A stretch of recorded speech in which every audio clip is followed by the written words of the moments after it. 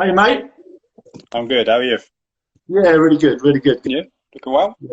Yeah, all right, mate. Yeah, we're struggling on. But yeah, it's all good. It's all good and enjoyable. And thankful like yourself that spare us a bit of time to try and entertain the masses a little bit. So it's great fun. Doing my best. Yeah, exactly. Yeah. So not doing much at the lockdown at the moment. Just obviously involved with some of the obviously your Oxford guys. Are you just giving them little bits to do? Yeah, we got well, they're training 5 days a week at the moment. Obviously in their own gardens and training fields in and around where they live. So 3 days a week we do our goalkeeping sessions as well. So that could be contact sessions like on the floor, getting the bodies used to getting back into the diving again and stuff like that. Plyo training. But it's been difficult at the moment, but it's been interesting. Yeah. Interesting, very training without a football. Yeah, exactly. Sort of trying to test yourself in different ways, isn't it? Really. I mean, I do like a couple of Facebook lives in the garden with just the sort of our crew, really, our goalkeepers, and obviously you can't overcomplicate it, but you just as each week goes on, you go, oh, right, what am I going to do this week? And try and keep Yeah, coming up with crazy ideas just to sort of get everybody engaged. But yeah, it's good fun. So it's, yeah, testing times, but does make you think, sort of think out the box a little bit, and sort of tests your skills to a certain oh yeah, degree. 100%. You end up thinking of stuff in the middle of the night, thinking, oh, that might Yeah, work, and half the yeah. time it doesn't. No, I know you try it and you think. I mean, I was trying to do a hand-eye ball coordination thing in the garden, and I thought it. I looked at it. I thought I'll try that, and then when I did it, it was just sort of rolling, sort of almost like being in a press-up position, but trying and roll it behind you, and I just looked like a geriatric doing it, and I was like, oh well. I get away with that. I'll just say it's down to the youngsters should be able to do that. But you try these things, and it's all good fun. But yeah. So obviously everything's up in the air. We don't really know when we're going to get back. You keeping yourself fit at all? Do you get on the bike or do you go for a Yeah, run? actually lost about a stone since lockdown, which is Oh, quite well, unbelievable. Yeah, I've been doing a bit of running, doing some stupid hit sessions and daft stuff which I've never done in my life. yeah, So my exactly. Yeah, knees and hips are telling me you're doing something wrong here, mate. We're not having this. yeah, But exactly. it's Yeah, been good. It's been good. It just keeps you occupied, doesn't it? yeah, yeah, So absolutely. what Yeah, about just yourself? yeah, yeah. Well, I've been trying to run. I mean, I'm not really built for running, but I've been getting up to sort of 8 or 9, 10K, and but then I went for a little run on Sunday, and then my calf pulled up, so I haven't really done a lot since. But Uh, I might have to get on a bike for a bit. But yeah, but I'm trying to. I've got a mate of mine who's a PT guy, so we're going to do a Warz workout tomorrow with no, our guys. So if you want to join on to that, I'll send you the link for the Zoom. So, don't want that's to embarrass myself. yeah, exactly. So, yeah, so that should be, but that's just something else to try and engage the kids and the parents and that. Yeah, So, yeah, definitely. so it's all good fun. It's all good fun. So really, I just wanted to just initially sort of talk about we spoke about a little bit earlier, just about what you're looking for. Now obviously you're running the whole goalkeeper department, and obviously you come across a couple of guys I know already, like Max, obviously a few years ago was Yeah. involved at the club, and some of the junior lads I know. And there's a lad here that's asked a few questions actually. Jaden, I think he's at one of the academies, Yeah, one of the age groups. So, what are you looking for as a goalkeeper? I mean, we say this, and it changes almost daily. But obviously, the massive thing now is being good with your feet and that kind of progression. But from a young lad's point of view, the lads that you're bringing in, maybe at 9, 10 years of age, what is maybe your initial criteria that you look at? well, I'm fairly new to it really, so I've only been doing it the last year or so. Yeah, But you know yourself, and I know like there'll be like pro goalkeeper coaches or even like non-league goalkeeper coaches. You know straight away when you see a good goalkeeper who are technically sound. You just think, wow, that's and excites you a little bit, doesn't it? You think, blimey, you can work with this. Yeah, But exactly. you look at that. Obviously, bravery massively. Yeah. Some like 9-year-olds are not particularly good with their feet anyway, are they? No, exactly So, right. Yeah. and then you go to these academies and they want them to play out, which is totally unrealistic. Yeah, exactly. No game management there. So, and these kids are playing, like we said before, 2 minutes from the end of the game, they're playing out from the back and they get disappointed when the goal goes in. So that's not how football works. Football No. is see the game out. So, Yeah. but listen, technique, bravery. You don't know how big they're going to be. We haven't got this up. At the football club, we don't know how big they're going to be when they're 9 years old. No. They could fall out of the game at 12. So it's just a case of, listen, you guys are going to have fun. That's simple as that. Because they need to have fun. There's no point just pounding with technique, and they've got to have fun in goalkeeping as well to enjoy it, to keep their motivation going throughout the years. Yeah, exactly. And when you get older and older, then you can build and put different pieces of technique into them. So, but listen, there's no club philosophy on it. If they're good with their feet, fantastic. If they're not, we can work on it. Yeah. But at the end of the day, please keep the ball out of the net, because that's what they get paid for. That's the main thing. Yeah, definitely. Yeah, definitely. And also, it's not life threatening, is it? You know what I mean? If you can see the goal at 10, 11 or whatever it is, that's just part of your development and your learning process. And it's the bigger part of it is to make sure that you can get over it and just be positive and just kind of brush yourself down and go again, which is the most important. It's going to happen all through your career. Yeah. The best in the world's still letting bad goals, so don't worry about it. No, exactly. I mean, from a really kid's point of view, the prime example of late has been De Gea, and you look at it and you think, he was a worldie, but for a very long time, he's had an indifferent season or so, but he's top of the game. He's at the top of his game, and he's still making mistakes.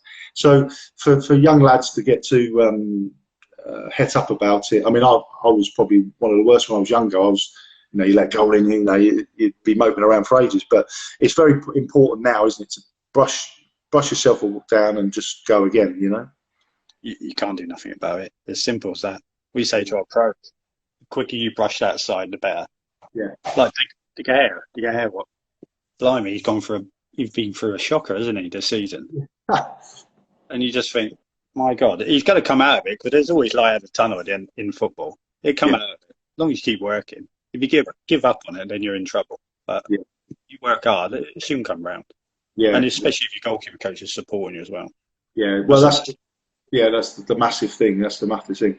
I mean, talking about goalkeeper coach, I want to just go back to Alan Hodgkinson that obviously you worked with back in the day, and again, it gives me light at the end of the tunnel, because I'm like in my 50s now, and he went on till he was like 75 or 76, I think. So I've got a few years ahead, so that's not a bad thing. And he could still strike. I was talking to Max the other day, and he was saying he could still strike a decent ball even at a fair age. Yeah, he used to throw the slow one in as well. So the slow one would always catch you out, and they go top corner, and they go like 5 miles an hour. Just a little drifter. Yeah, just a little floater. But brilliant. And he'd walk off celebrating in warm-up. Brilliant.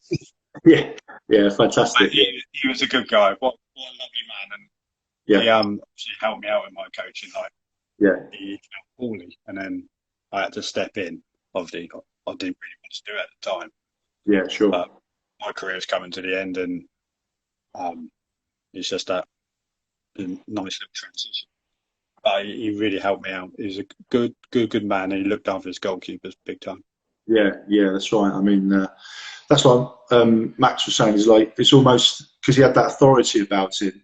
Just 1 or 2 words. Do you know what I mean? Just a case of going, don't worry, maybe work harder, done well. Just by saying that was, just enough because of the authority that he had. He had the knack of. I remember. We was playing. Who was we playing? I can't remember now. One of some team might have been Crawley, and Crawley at top of the league at the time, and we were pushing as well. I think we got thumped. And I remember Clarkey, and this is I was just about to go over the class. You go, listen, don't worry about it. And he just went, Brandy, just leave it, let him be like that. I thought, oh, okay, I get that. Like I'm being like a number two, just saying, listen, don't worry about it. Yeah. I'm not here to like take your place. I'm here to help you out as well.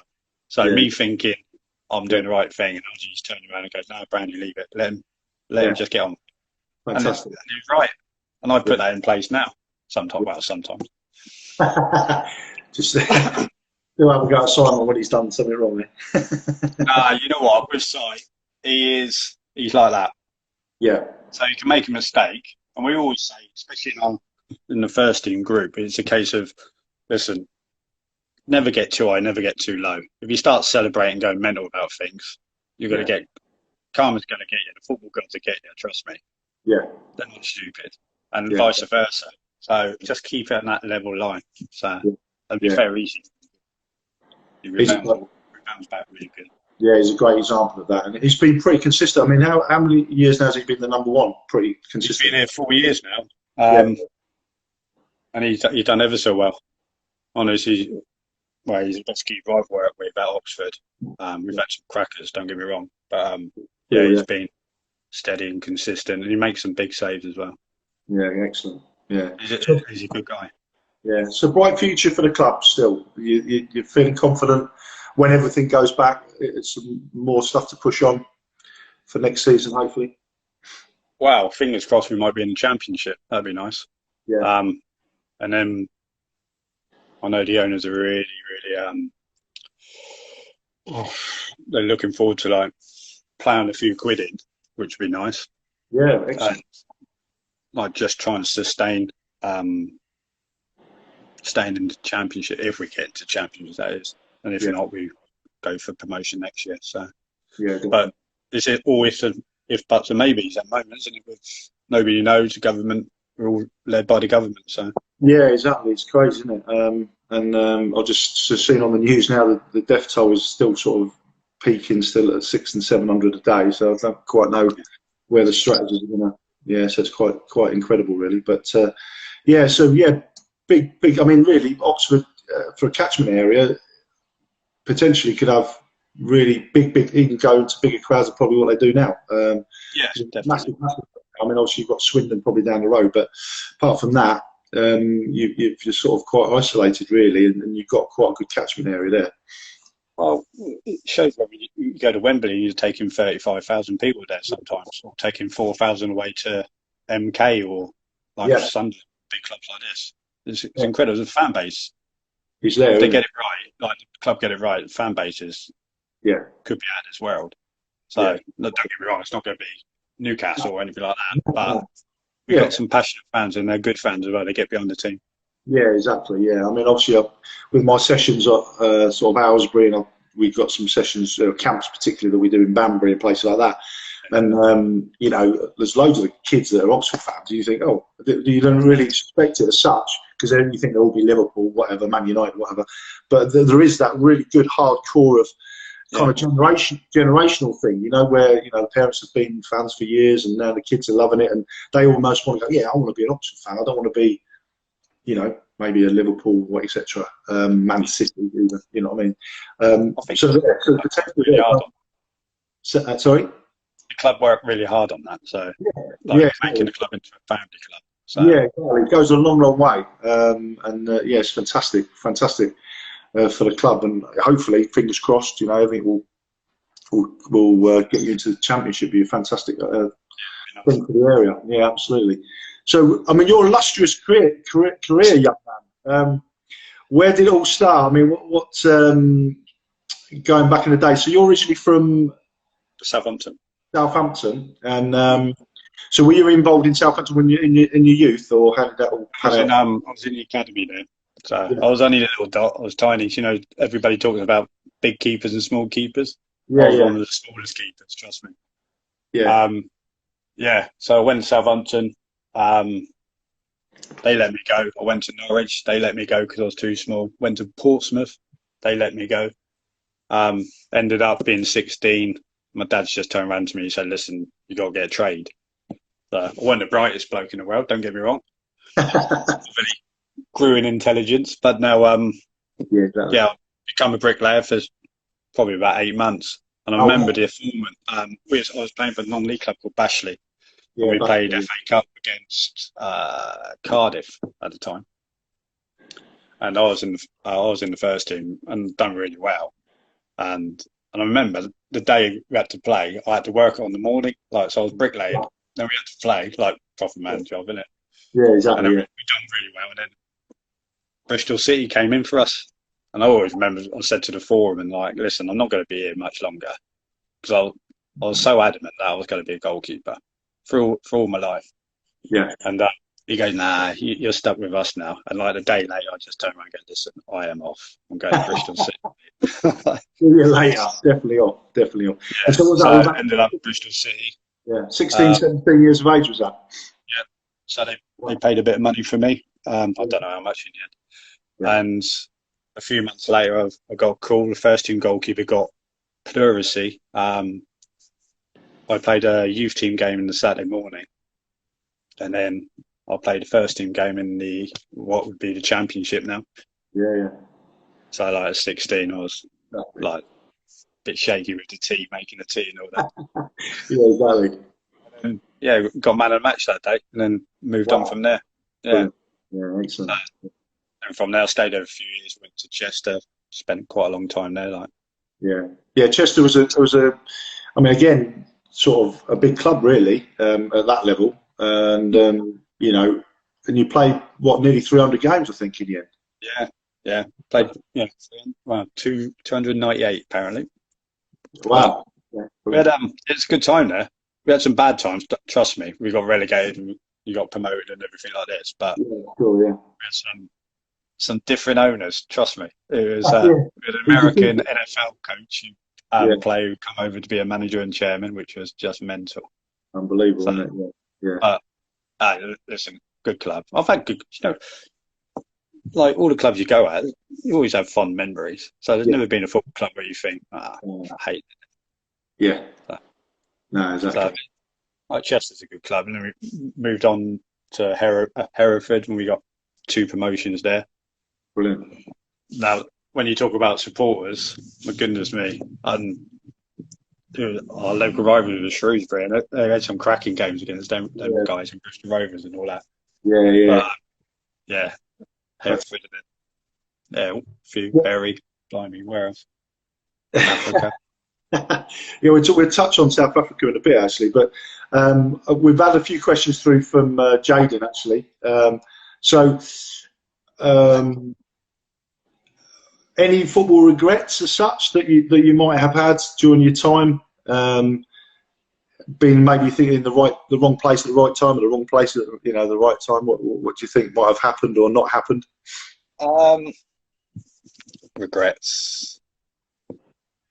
I don't know. There's a chance when I could have gone to West Brom one day, and our managers just priced us out. Really, well, our chairman priced us out. Yeah, So yeah, I was only a young guy at Chester there, and I was yeah, in all the divisions. I think West Brom were like a Prem club there, or like yeah, the old firm, whatever it was. And they yeah, put a bid in for me, and obviously I'm thinking I'm going home to my wife, going, I think we done it, like thinking that. And then and the chairman turned around and goes, no, we want a load of money. And he just completely, when somebody just crushes your dreams, you just think, oh, what's that all about? yeah, But it is what it is. That's not regret. That's out of my control. But yeah, exactly. regrets, no, not really. Not No. really. I've done everything I've always wanted to do. I would have loved to have done it higher. Yeah, But sure. sometimes you've got to turn around and say, Yeah, maybe I'm not good enough to do that. yeah, So I've had a great career. I love goalkeeper coaching, and I'm just, I don't know, whatever I put on paper as a goal, I'll do my best to achieve it. So yeah, exactly. Yeah, fantastic. Yeah, I mean, like you say, the proof is in the pudding with the number of games you played. At a great level, and and now you're doing a great job, obviously passing all that experience on to your guys at Oxford, which is a fantastic thing.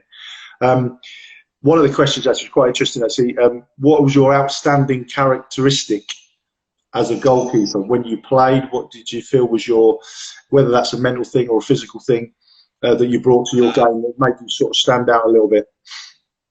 I was quite headstrong, Yeah, um, and I was always fighting against the tide. just to get where you were. I don't know. I was actually, my footwork was quite good. I was good at striking the ball. I was quite comfortable, back passes and everything like that. Obviously, shot stopping. Can't say shot stopping, that's just a given, isn't it? But I don't know. I used to like coming for crosses. Yeah. So I'm only 6 foot, but I knew I had good spring. But that's the only thing I worked on, spring. Yeah. So plyometrics. Yeah. Just because I And knew.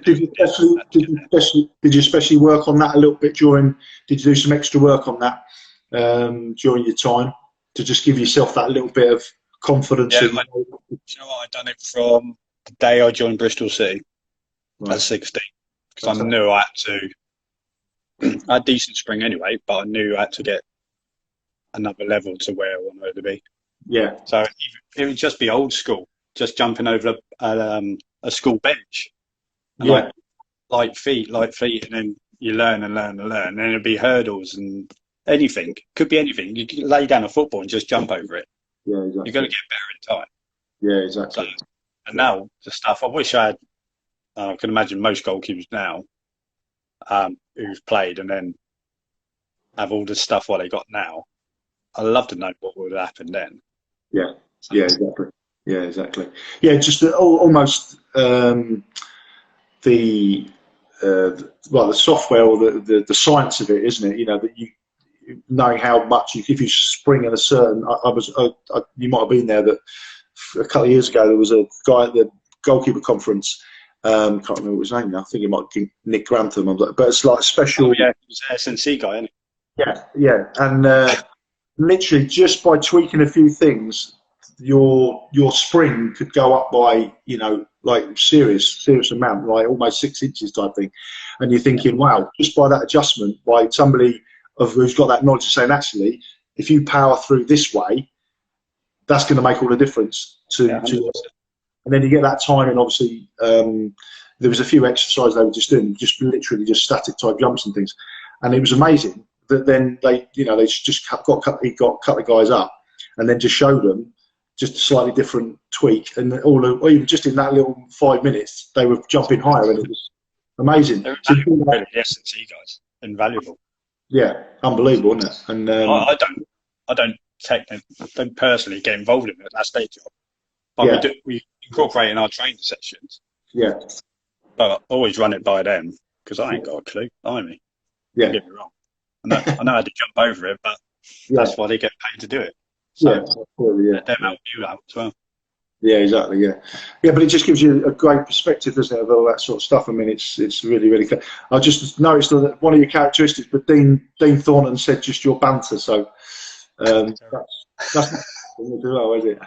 As long as they didn't come across to go, you're a miserable sod, which is not a bad. So to have a bit of not a bad characteristic, really, is it? I like Dean. Yeah, he's a good lad. Dean. We had Dean on last week, and he's a fantastic guy. So really good. And then so obviously just going on now. I mean, just for a bit of experience or a worldly life experience, you ended up in South Africa. So how did that come about? Honest truth, I was in a bar, and I was speaking. I was in a bar, standard. And, this agent, my next door neighbour is an agent, and he turned around and goes, "Oh, meet this guy," and it's Benny McCarthy's brother. Right, okay. Jerome. And out of it, we just had a couple of drinks. He goes, "Oh," I had a few too many, to be fair. And he turned around and he went, "Hey, you fancy coming to Africa? Let us know." I went, because I had 2 years left on my contract, and I was thinking, nah, not really, not for me, this. Yeah. And then, same time, a year down the road, same bar, same guy, we all met up again. He goes, "You fancy?" I went, "You know what, yeah, why not?" Like this. So I went over for a trial. Yeah, sort of solid. I spoke to my girlfriend, yeah, let's do it. So I went over for a trial. I had some keeper from Barcelona, a couple of German keepers who were trying with it. I'm thinking, brilliant. Nah, this isn't for me. Straight away. He's joined the World Cup, and he's gone, these young guys, and all we've done is run. And I can't run for love no money, trust me. Yeah. And I was at altitude training, and I thought, I remember ringing my missus going, mate, Lee, this is not done in run, and it's boiling hot. I can't handle it, and I want to come home. But then we started doing goalkeeping and all this, and you ended up enjoying it, really enjoying it. And then the manager turned around and goes, listen, I want to sign you. Let's get everything sorted out. Yeah. So ended up going over there. So an amazing experience because like 2010 World Cup was on. Yeah, it was different class. So some of the stadiums. Yeah, exactly. And whereabouts? Yeah, because obviously then during that period, obviously they'd obviously built us great stadiums, didn't they, for the World Cup? And then you're playing in those stadiums, which is amazing. Playing in front of like 90,000 people and all that. Yeah, unbelievable, isn't it? Yeah. Well, we was based in Pretoria, so I played for a team called Super Sport United. Okay.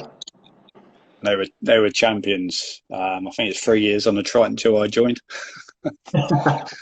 You jinxed it, did you? Actually, sent them to mid-table. So how do they run their seasons? Is that because obviously similar to ours. Similar to ours. It's August to May, but it's a little bit short actually. So we have 4 weeks off in Christmas, which is amazing. So you just go down to Cape Town and just enjoy yourself down there. Yeah, sure. But you end up on home games. It's like you got to stay in a hotel 2 nights before the game, and then you got to fly over to, I don't know, Durban or Cape Town or Port Elizabeth or something like that, and spend 2 nights. It's like training in the end. You just want to stay in your own bed sometimes, but it's not hardship. Don't get it. But sometimes it makes a difference. Yeah, but it's an amazing experience. Some good people. Yeah, absolutely. Yeah, and how long were you there for in the end? About 8 months in the end. So I had a 3-year contract. So I got injured. I really done my back in. Right. And